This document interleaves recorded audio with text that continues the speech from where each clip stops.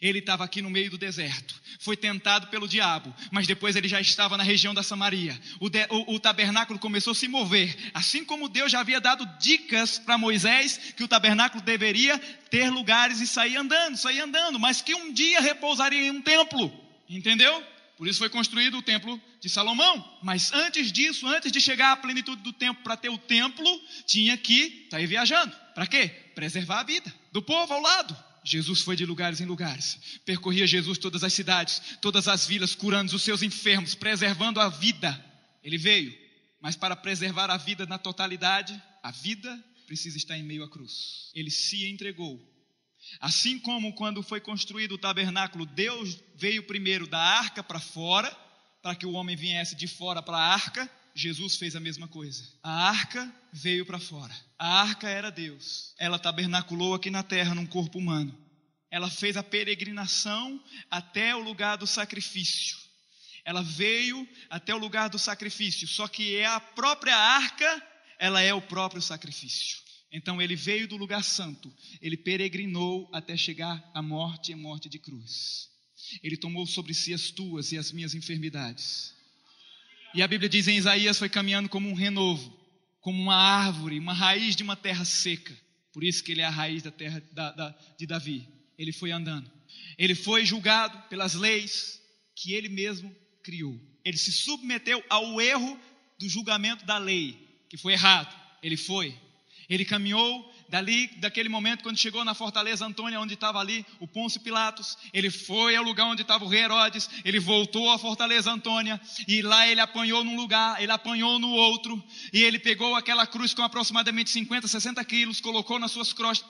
Deus colocou uma cruz nas costas, a parte horizontal, e ele começou a peregrinar pelo deserto, porque agora ele assumiu, naqueles 600 metros da fortaleza Antônia até o deserto onde ficava o Monte Caveira, o Monte Calvário, ele peregrinou como o bode emissário, e pelas suas feridas foste sarados. Porque dizia o bode emissário, ele vai tomar sobre si. Jesus, quando ele tomou sobre ele aquelas chicotadas, ele caminhou os 600 metros, levado pelos sacerdotes e os sumos sacerdotes que iam acompanhando o Cordeiro de Deus.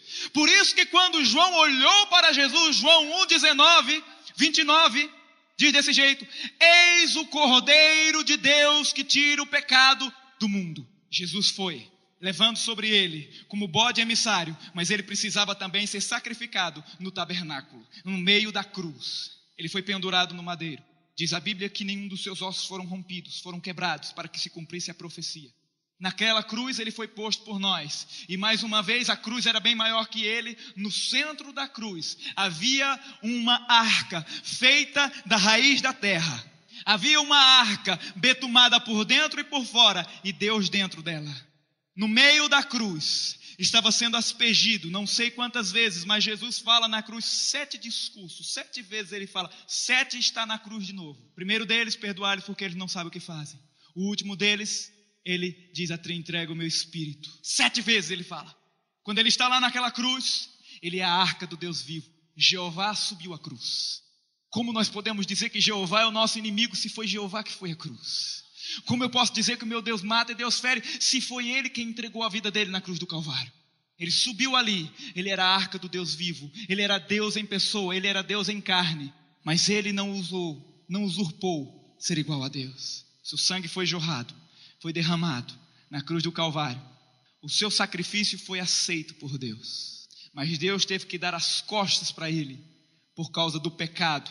Aquele que não conheceu o pecado, ele o fez pecado por nós. Deus deu as costas a Jesus por tua causa. Deus deu as costas a ele mesmo por tua causa. Que coisa tremenda. E por causa da arca na cruz, toda a humanidade hoje pode ter salvação, preservação. E Jesus foi posto lá.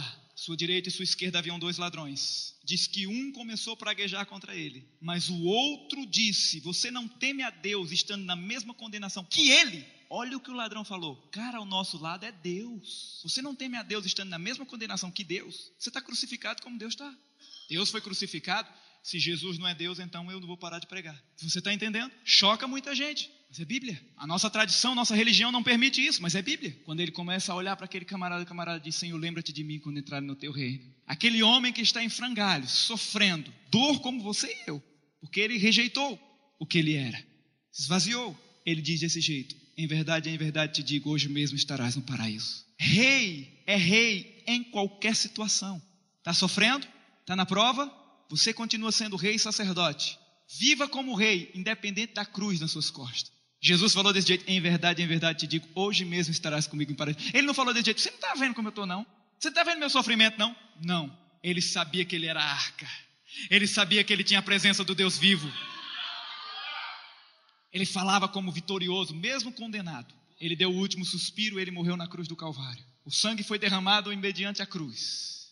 A morte foi dada ali para apaziguar Deus irado com os pecadores. O sangue verteu, ele expirou, o sacrifício foi aceito, mas ainda precisa levar o sangue diante do trono de Deus. E o Senhor morreu.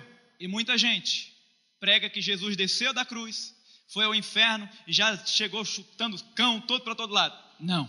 Nos 3 dias que ele passou por lá, ele foi primeiro para sofrer. Ele é o nosso substituto. O que você deveria sofrer no inferno, ele foi fazer lá. Ele sofreu tudo que você sofreria no inferno. E no momento, ele está lá dentro. Eu gosto da história que um cantor famoso fala, e eu gosto dessas. Dá para ilustrar tudo o que aconteceu. Por um momento, depois de todo o sofrimento de Jesus lá dentro, por mim e por você, aleluia, um flash de luz raiou no meio do inferno. A Bíblia diz que o espírito de vida entrou nele. A Bíblia diz que a morte não o pôde segurar. Eu tenho o poder de reaver a minha vida. Então eu fico imaginando, conforme a história que eu escutei, eu começo a imaginar o inferno. O inferno todo feliz, aquela coisa toda, tudo escuridão, tudo trevas, mas eles estão com medo. Por quê? O espírito de medo está lá. O espírito de dúvida está lá. Então eles começam a pensar: olha, deixa ele por aqui, a gente está se alegrando, mas cuidado. Ele falou que 3 dias ele ressuscitaria, cuidado com esse negócio aí. Foi o que aconteceu? Flash de luz começou a bater no inferno. Jesus começa a ressuscitar, não com o corpo no inferno. O espírito dele começa a ter luz. Começa a vir o Espírito Santo ressuscitá-lo. Começa a brilhar a luz. O espírito de medo olha para o espírito de dúvida. Medo diz assim: dúvida. E dúvida diz: fala, medo, que eu já estou com medo. E aí medo diz desse jeito: dúvida, eu tenho uma dúvida. Aí dúvida diz assim: qual é a tua dúvida? E aí medo diz desse jeito: dúvida, aquela luz, aquilo que vem em nossa direção e aqueles tremores, aquilo que começou a acontecer aqui. Dúvida, será que o homem ressuscitou? Será que o Filho de Deus vem bater na gente aqui? Dúvida olhou para medo. Dúvida já estava com os joelhos todos tremendo, com medo, com muito medo, como a gente diz lá em Pernambuco, um medo de torar. Dúvida olhou para medo e disse desse jeito: medo, não duvides. É ele mesmo, medo. Medo, te ajoelha, medo. É ele mesmo, medo. Te ajoelha.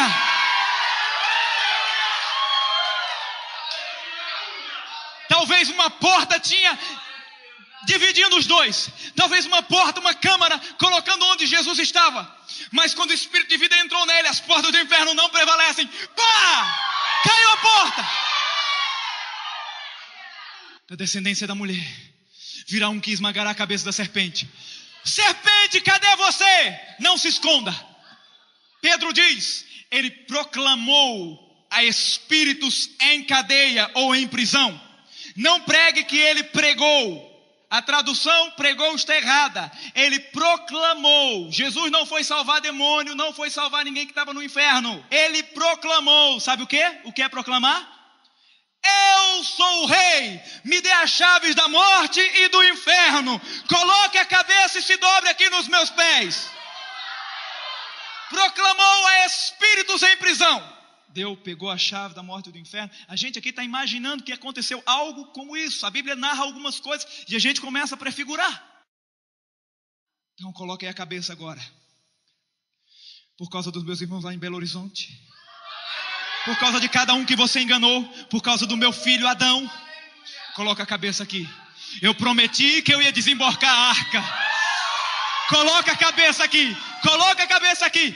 Alguém diz: não, aquele é uma linguagem figurativa. Mas o texto original, o hebraico, diz que é cabeça literal. Esmagada literal. Colocou a cabeça. Eu acho que Jesus fez um suspense. O diabo deve ter inventado aquela música dos filmes de Alfred Hitchcock. A música do tubarão. Jesus usou aquilo tudo contra ele. E ele, ai, Jesus desse jeito. É agora. Ele, não, é agora. Pá!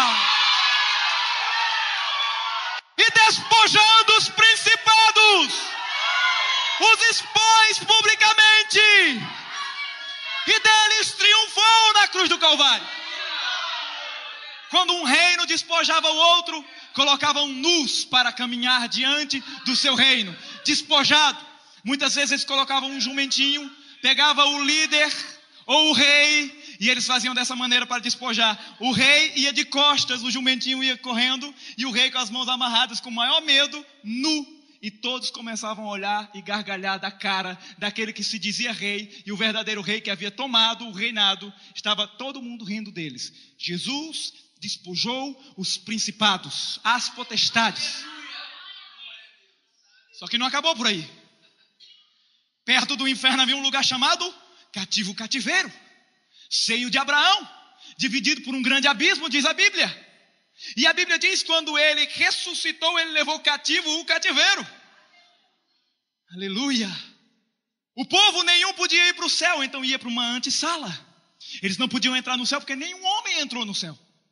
Então eles ficavam no lugar dos mortos que criam na promessa de Deus, separados, chamado seio de Abraão.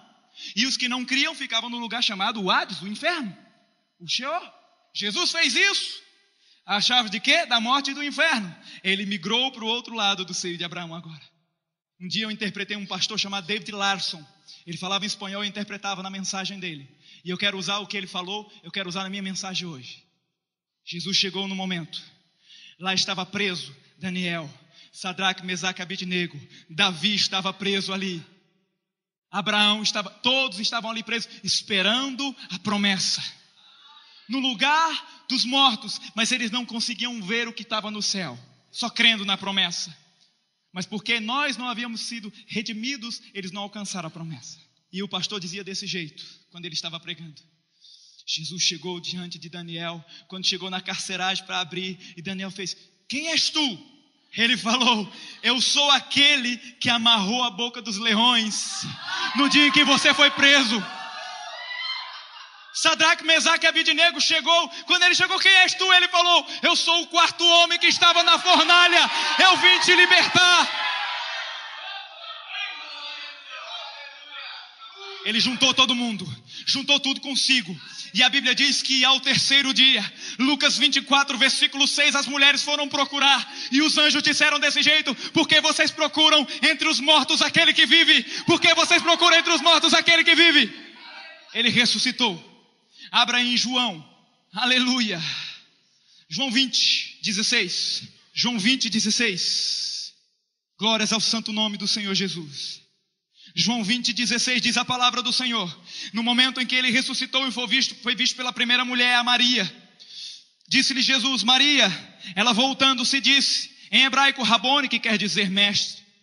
Recomendou-lhe Jesus: não me detenhas, não me toques, porque ainda não subi para meu Pai, mas vai ter com meus irmãos, e diz-lhes que subo para meu Pai, o vosso Pai, para o vosso Deus, para o meu Deus e para o vosso Deus. Não me toques, eu ainda não fui para o meu Pai. Só que depois ele diz desse jeito. Tem outro texto que fala: eu vou encontrar com vocês na Galileia. 10, 15 minutos depois, as mulheres todas vêm e tocam nos seus pés e o adoram. Por que ele disse: não me toques agora? Porque agora ele morreu como cordeiro, ele foi o sacrifício por nós, o sangue foi derramado para apaziguar a ira de Deus. Alguém morreu no lugar de alguém para que alguém tenha perdão. Só que quando ele ressuscita como sumo sacerdote. O sacrifício foi aceito lá fora, mas o sangue tem que entrar lá no santíssimo lugar. Diz a palavra de Deus que o tabernáculo de Moisés era réplica de um tabernáculo não visto por ninguém, não feito por mãos humanas, lá no céu. Jesus ressuscitou. Não me toque, porque eu vou para o meu Pai. Eu ainda não fui. Daqui a pouco você me toca. Sumo sacerdote, quando ia entrar na presença de Deus para fazer o sacrifício, não podia ser tocado por ninguém. O sangue foi derramado, o sacrifício foi aceito, mas o sangue ainda não foi entregue. Ah, mas não está dizendo que na Bíblia ele foi lá, isso, aquilo, outro. Mas diz que tudo que foi feito na terra era sombra do que aconteceria na Bíblia, lá no céu. Jesus subiu aos céus, ele levou consigo o cativeiro, cativeiro. Ele entrou nas partes mais profundas da terra, diz o texto, e ele subiu aos altos, às regiões mais altas, levando consigo cativeiro. Só que cativeiro não pode entrar. Por quê? Abra no capítulo 24 de Salmos, versículo 7. Jesus vai com o cativeiro. Todo mundo quer entrar no céu, a promessa vai se cumprir, mas espera aí, Deus precisa receber o sangue. Lembra que os querubins representavam o trono de Deus? A presença, mas o trono.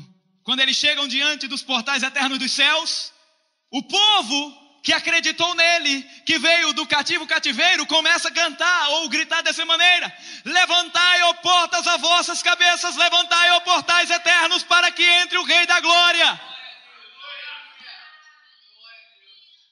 Nenhum rei que estava aqui no céu. Quem saiu foi a palavra.